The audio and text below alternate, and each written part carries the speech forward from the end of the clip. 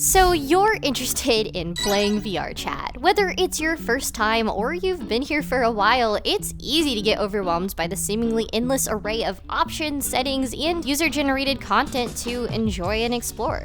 My last beginner's guide came out in 2021, and well, there's been a lot of updates to say the least. So if you're looking to get caught up to speed and become a VRChat pro, then this is a comprehensive guide for you.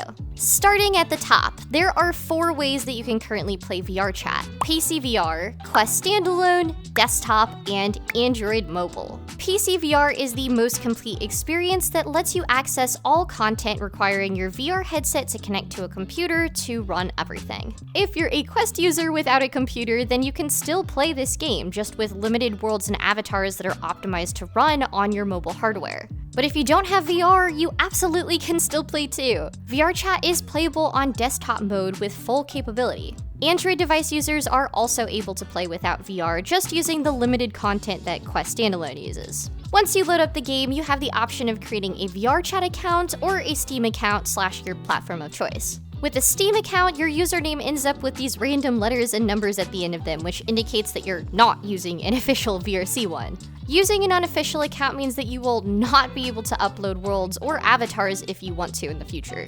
But you can always link your account to a VRChat one to sync all your progress on their website if you so choose. And now that you've loaded up, let's dive into the menus. In VRChat, there are 4 menus that you will use all the time, which is the quick menu, the main menu, the radial menu, and the player menu. Starting with the quick menu, which is what you'll use the most. Opening it gives you quick access to all the most important menu features like worlds, avatars, friends, and so forth. At the bottom, you have tabs that show notifications, world information, camera settings, audio, and a general settings menu.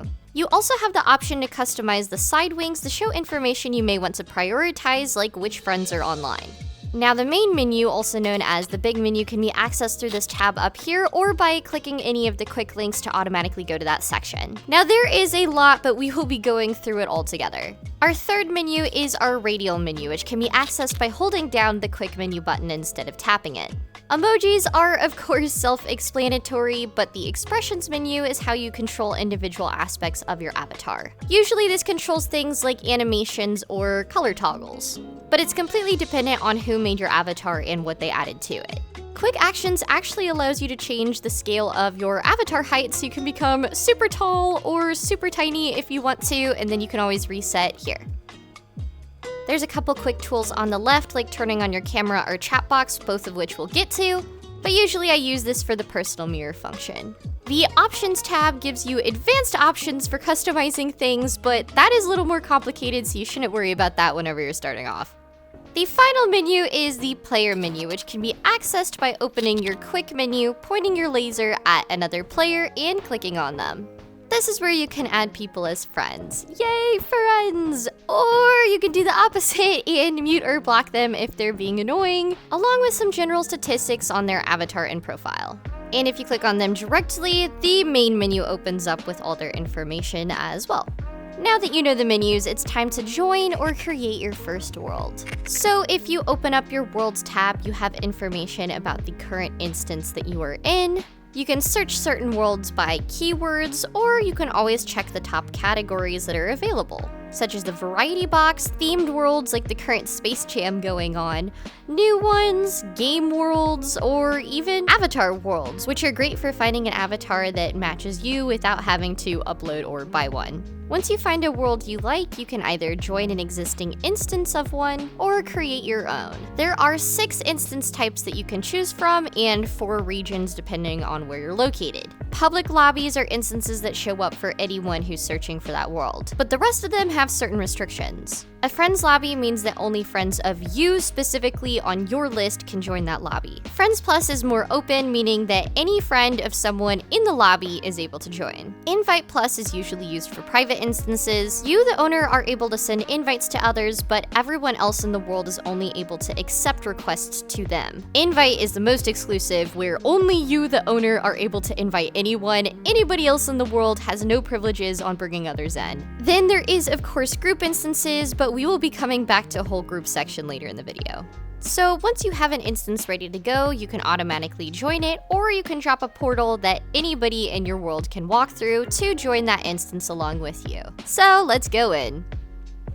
Now let's check the social tab where your friends are located. Here you can see all of your friends that are online along with their social status. If you know somebody's username, you are also able to type it in here and send them a friend request that way. If you do click on a friend that's already added, here you have the options to send an invite to the world that you're in, or request them to invite you to the world that they're in. Oh, and what do you know, it looks like I just got one now. So if you click on it, you can either reply with a message, or go ahead, accept and deny. Social statuses determine how people join off of each other, typically referred to by the color they represent. Being on blue means that if anybody wants to join you, it will automatically be accepted. Don't even see the notification.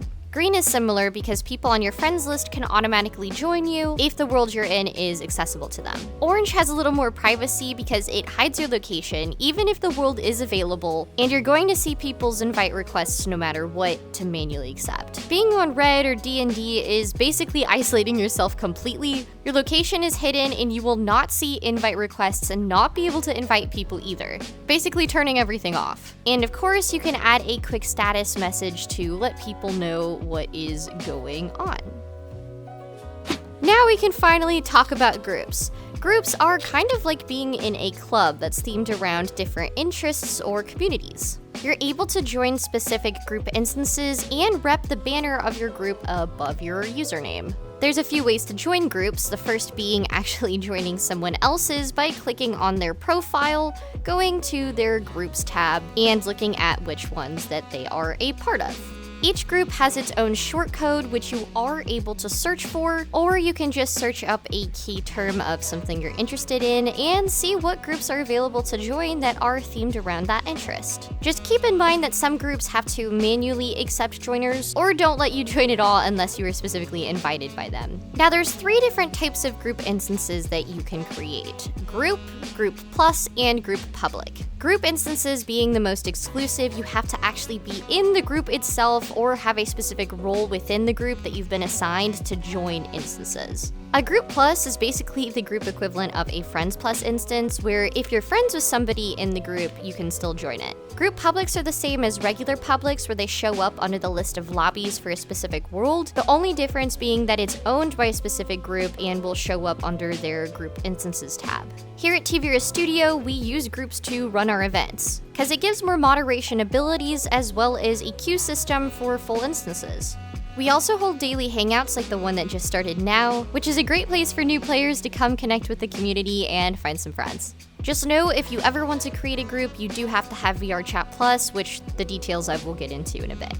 Alright, now it's time to talk about avatars. There's tons of avatars to choose from. In avatar worlds like this, Prismic's Avatar Search, you're able to look through a variety of different avatars that might suit your style or personality. However, VRChat does highlight some specific avatars that they recommend under the Public tab in the avatar menu.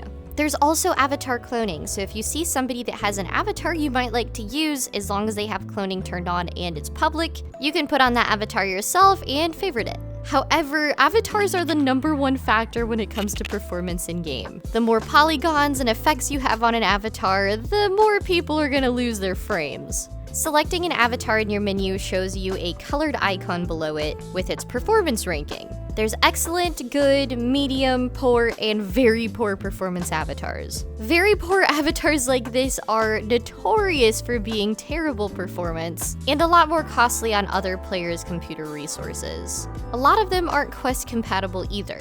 In this case, a Quest user would see somebody's fallback avatar. For example, my avatar isn't Quest compatible, so someone seeing me on a standalone headset would see my fallback avatar instead, which is much more optimized.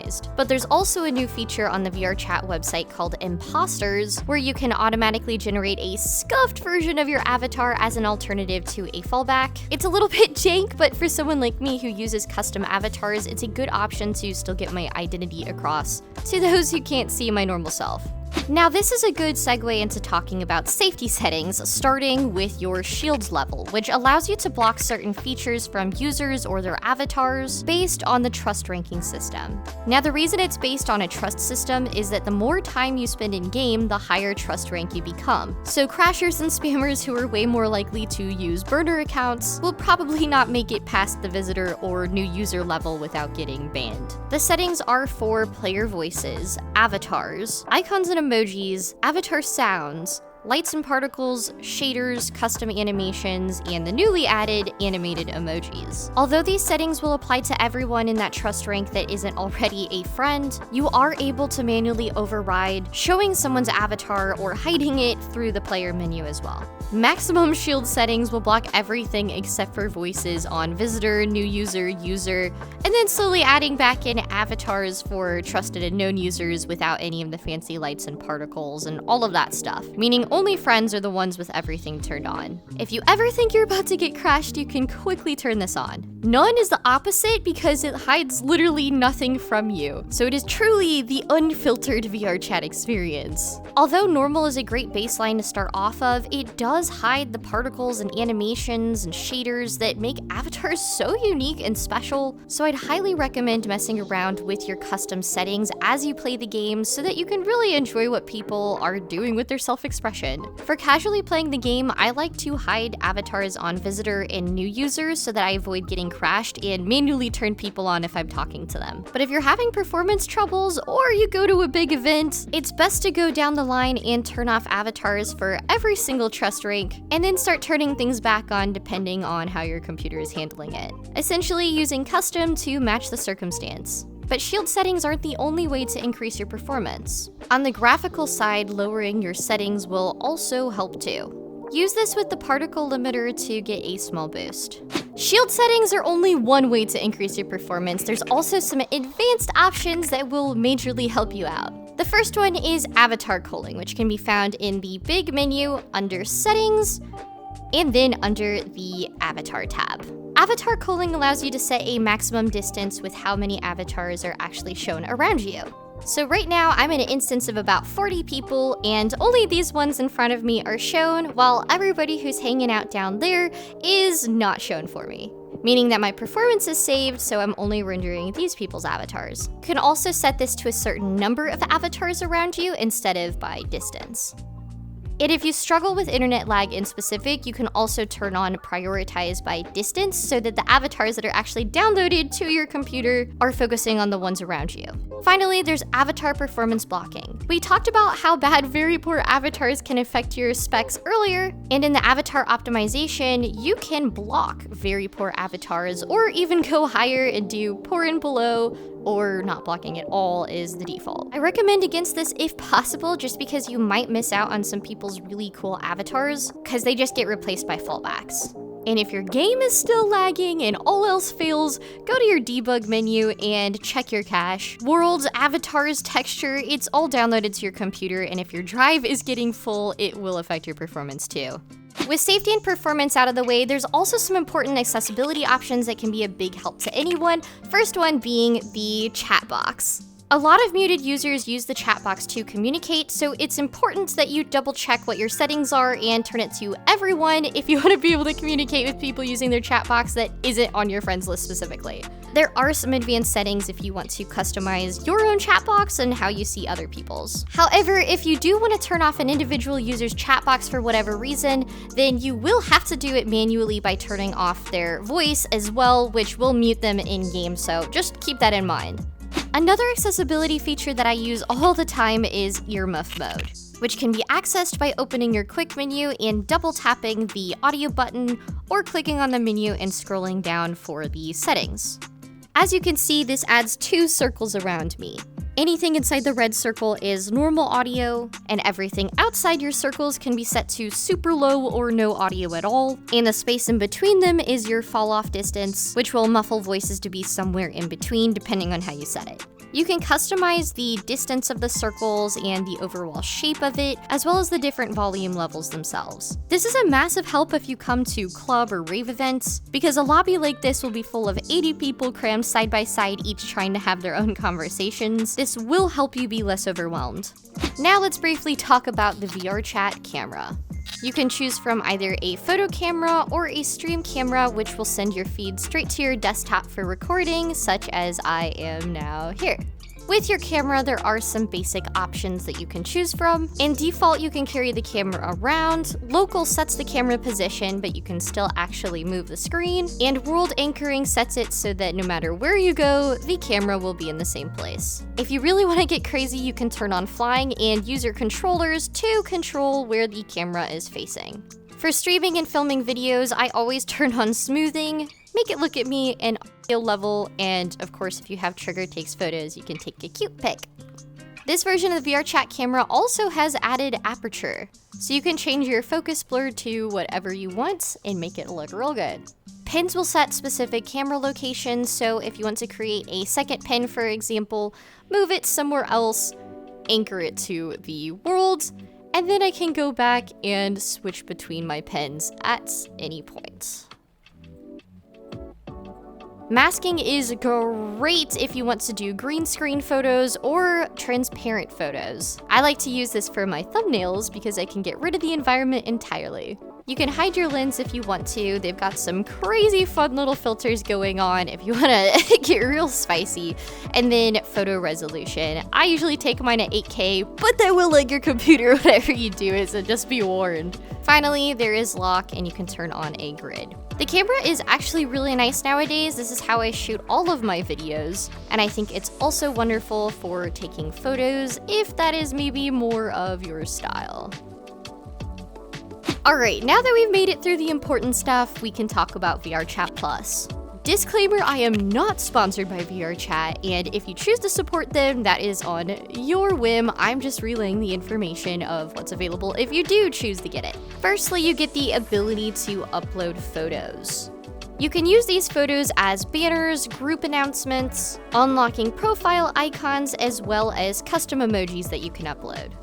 You can also use photos to send invites to your friends. It will automatically prompt the camera for you if you want to take a picture or choose one from your gallery.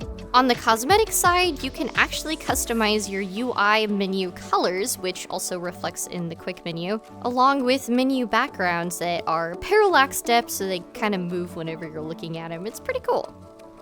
You also get a boost from 50 avatar slots to 300. You can see that I have all these extra favorite avatar slots because of it. The last thing, which doesn't show up on any of your menus, of course, is that you actually get a boost to your trust rank. So if you want to become a trusted user faster without uploading any content and whatnot, you can do it that way. Also, on the topic of money is a recent development in VRChat, which is the creator economy, featuring VRChat credits that you can purchase for your in-game wallet. The point of the creator economy is to allow creators who upload worlds and manage groups to monetize their hard work and content they create for this platform. For example, in the TVRS Studio group, you can go to our store page and purchase VIP to support our events, get queue priority, and unlock the VIP areas we have in here. Not every world has stuff set up on Creator Economy, but the ones who do often have special in-world perks or game items that you can purchase by using your credits. It is subscription-based, so you can do 1, 3, 6, or 12 months, depending on how long you'd like to support. And now, I just turned Black Cat into a game of the floor is lava. Although I don't have the ability on going into depth on avatar creation here, if you do want to have a custom avatar, I created an entire beginner's guide video for just that. So go check that out to get started. It's a little confusing for new players, but it is well worth it if you take the time to learn and do stuff like this. Finally, I do want to talk a little bit about finding friends. Even if you know everything about menus and safety settings, getting actually connected to people is arguably the hardest part of all. But once you have someone to show you the way, you can do anything from flying an F-18 with some random guy all the way across the world to raving your worries away at a VR club with 80 people in it. There's everything that you could imagine here. It's generally a good idea to join lobbies that don't have a ton of people in it and look for/join worlds that are themed around some of your interests or hobbies. Most communities also use Discord servers as the hub for everyone to gather. So whenever you see someone plugging their Discord link in a Worlds, just join it. I'm still always finding new events and communities through #VRChat on Twitter. That's a good thing to do too. And of course, if you want to get connected with my community, you can join our daily group hangouts, monthly live events, or chill on our Discord server and find someone new to hang out with. And every other Saturday night, my partner Thrill runs a VR club called Schism. That's a crazy audio-visual rave experience to share with people from all over the world. Look, I've featured a lot of VRChat content on this channel, so there's no shortage of ways to get involved and recommendations right here. And of course, subscribe and like so that I can keep making more. And before this video ends, I wanted to give a huge thank you to my Patreon supporters who helped get me through this crazy past month. You guys are what keep me afloat, especially to virtual VAPs, Dutchman101, GM, NNN, Penny, Rise60033333, Snake8Head, and Sally.